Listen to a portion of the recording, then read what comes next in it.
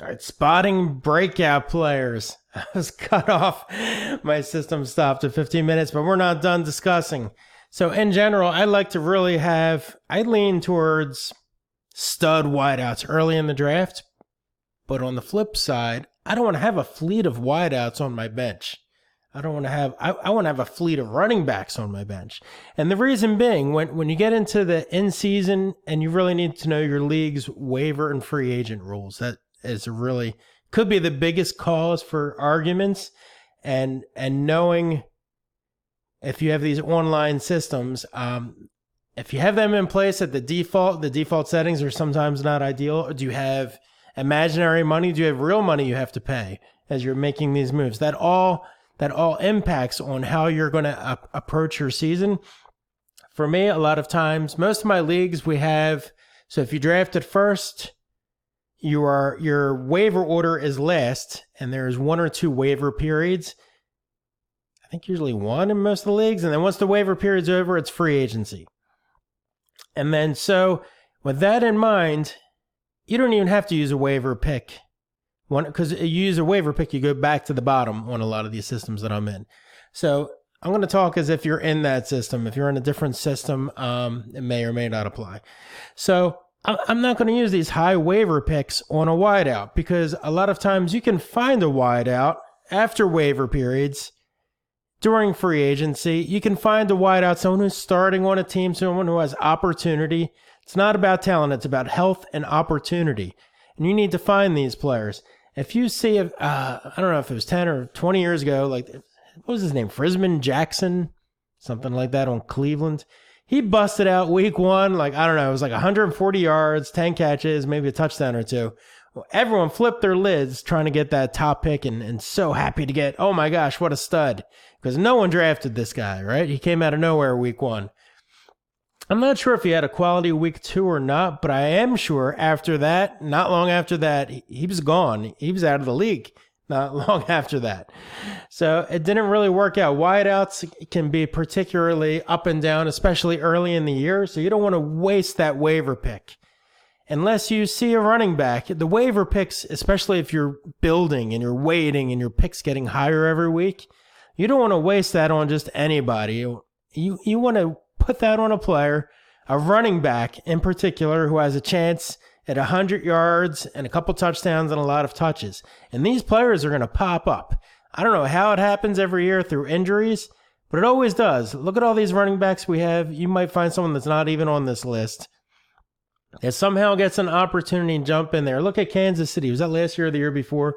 Their stud, high drafted running back goes down. They plug in a Spencer Ware. He's getting 100 yards and a touchdown.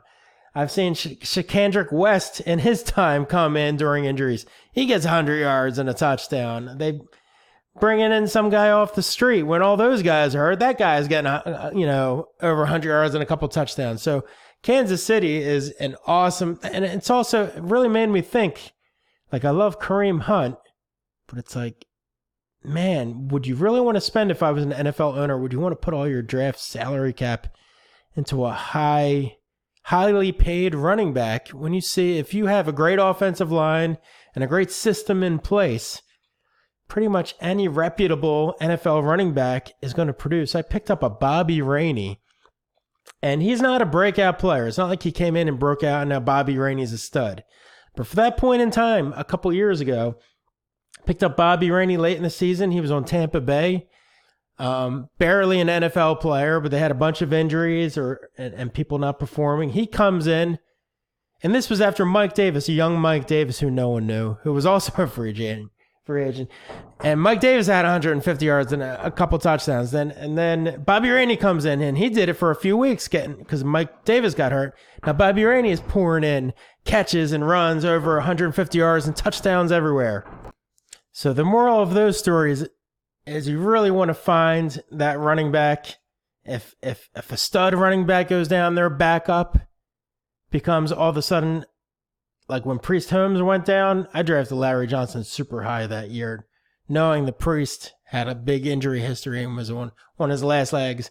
You want to find the next Larry Johnson, the guy that is not being drafted high or towards the middle or end of the draft, but if opportunity presents itself, is just going to demolish and be like a top 5 or top 10 player. So that's our job, is to find those Larry Johnsons and stick them on your bench. You do want to have diversity on your bench. You can't have a bunch of high risk players who only play during opportunity. So it's always about diversity. You can't just have all potential. And you can't have all veterans either. And that's a video I think I'm going to do for another day.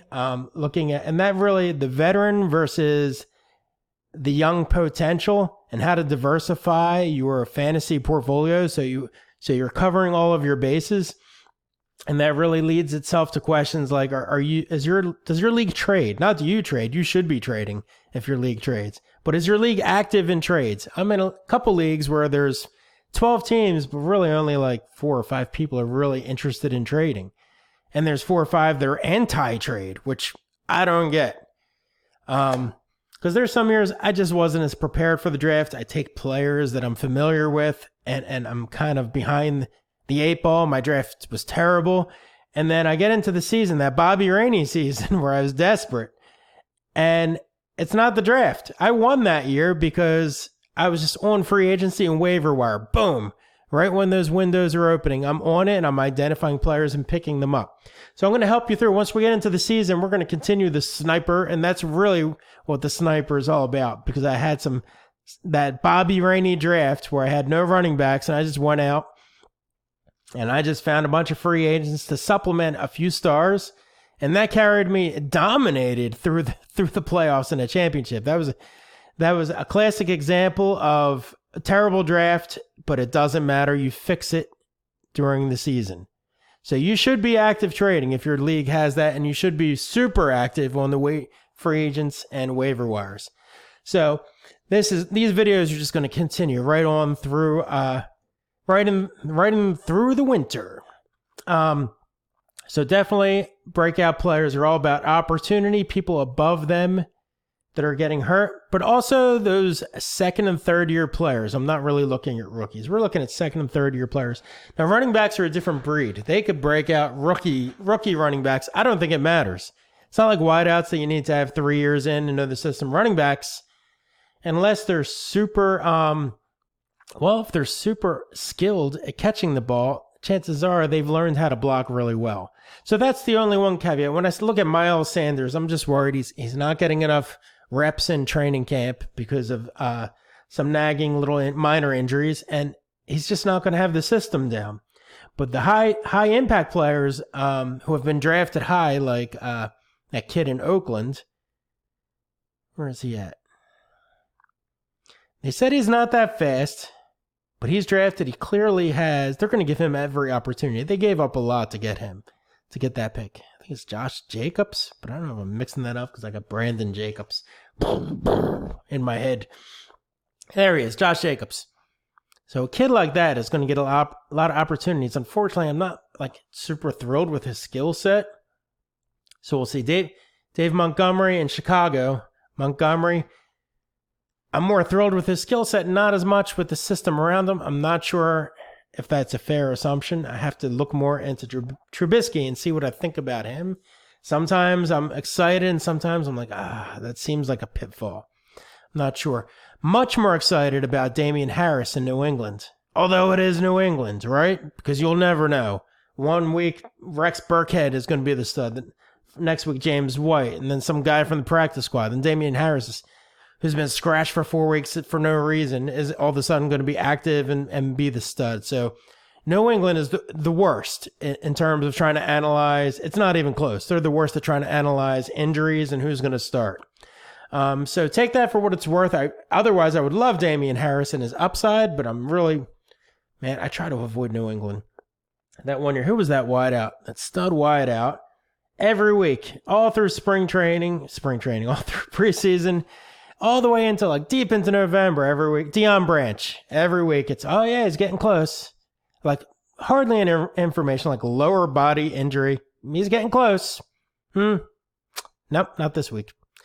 And you always felt like it wasn't that big a deal. And all of a sudden it's like into November, he's not playing. Well, the Deion Branch came back. I think he wound up being an MVP and maybe in the Super Bowl. He was an amazing player down the stretch run. Didn't help fantasy teams at all. And that coach doesn't help fantasy teams at all. That's not his job, and he certainly sort of does the opposite of helping.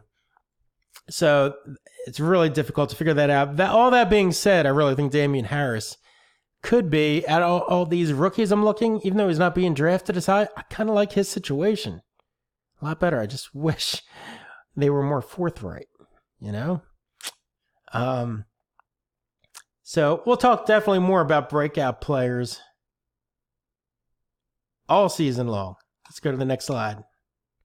Knowing when to bail on a player trending downward. Oh my gosh, this is awful, right? And so here's the thing. The only time you trade, in general, this is the best philosophy to have. Trade high, and, trade when the player's high, buy when they're low.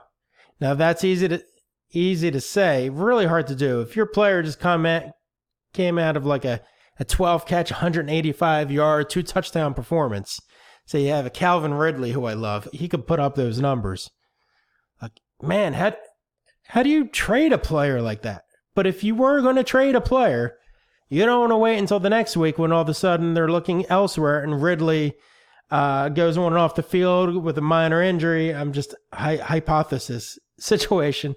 And next thing you know, he had like 2 catches for 18 yards. And now you're like, oh, I better trade him. Well, now you can't get anything for him. This is a way to destroy your team.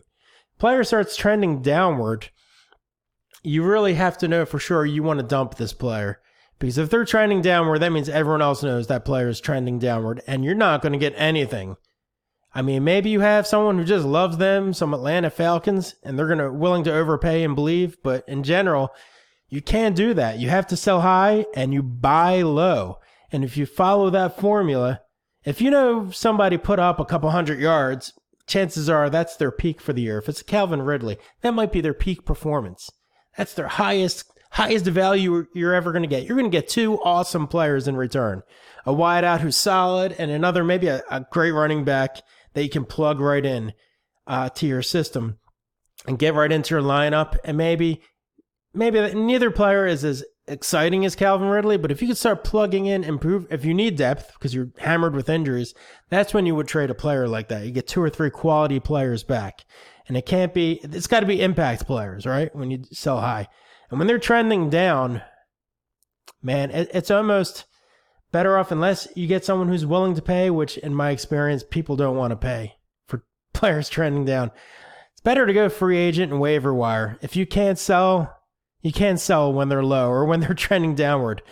How to know when to bail on a player? I belonged to a site, Draft Sharks, years ago, and they were all over. What was that guy on the Lions? And he went over to the Cowboys a wideout. He's blanked out of my name on purpose because I drafted this guy high, and they had him so high in their charts, like top 5 player or something in wideouts, and he just every week was terrible. And they hung on to him as a top ranking deep into October, into November before they finally started devaluing. They wanted him to be the player. He was their breakout player, and it's just like, that was hanging on. That was not bailing. I should have bailed on that player long before they should have bailed on that player, but you have to check the ego at the door. If I have Aaron Jones in here, who I love. You know, he has a bad week 1. Jamal Williams is getting in there. I'm going to hang in there because I love me some Aaron Jones. That's who I've greenlit.